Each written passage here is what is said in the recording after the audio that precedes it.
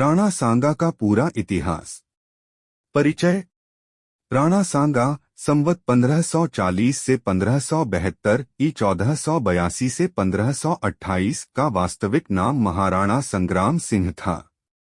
वे मेवाड़ के सिसोदिया वंश के शासक थे और भारतीय इतिहास में वीरता, युद्ध कौशल और बलिदान के प्रतीक माने जाते हैं। वे अपने समय के महान योद्धाओं में गिने जाते थे और कई युद्धों में घायल होने के बावजूद अंतिम समय तक अपने दुश्मनों से लड़ते रहे। प्रारंभिक जीवन।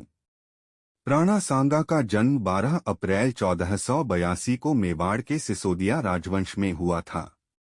उनके पिता महाराणा रायमल थे। राणा सांगा का जीवन संघर्षों से भरा था और उन्होंने अपने भाइयों के साथ संघर्ष करके मेवाड़ की गद्दी प्राप्त की। शासनकाल और विजयों।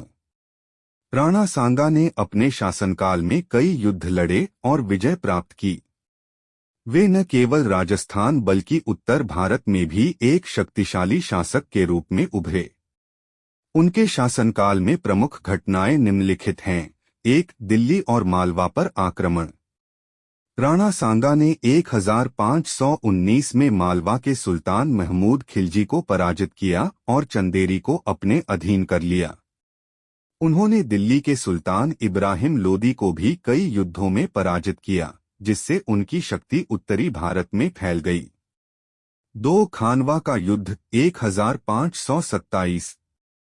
यह युद्ध राणा सांगा और मुगल सम्राट बाबर के बीच हुआ था। राणा सांगा ने अफगानों और राजपूतों के साथ मिलकर बाबर के खिलाफ युद्ध लड़ा। प्रारंभ में राजपूत सेना ने बढ़त बनाई, लेकिन बाबर की युद्ध नीति और तोपखाने के कारण राणा सांगा पराजित हो गए। 3. राणा सांगा की वीरता। राणा सांगा का शरीर 80 से अधिक घावों से भरा था।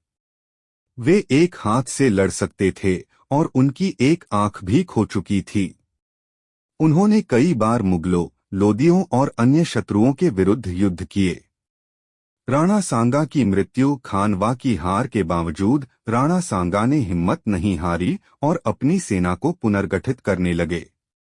लेकिन जब उन्होंने बाबर के खिलाफ फिर से युद्ध की योजना बनाई तो उनके सरदारों ने उन्हें जहर दे दिया। उनकी मृत्यु 1528 में हुई।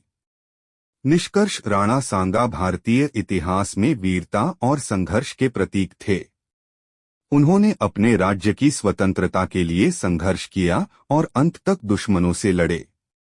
उनकी गाथा आज भी राजस्थान और भारत के वीरता के इतिहास में अमर है।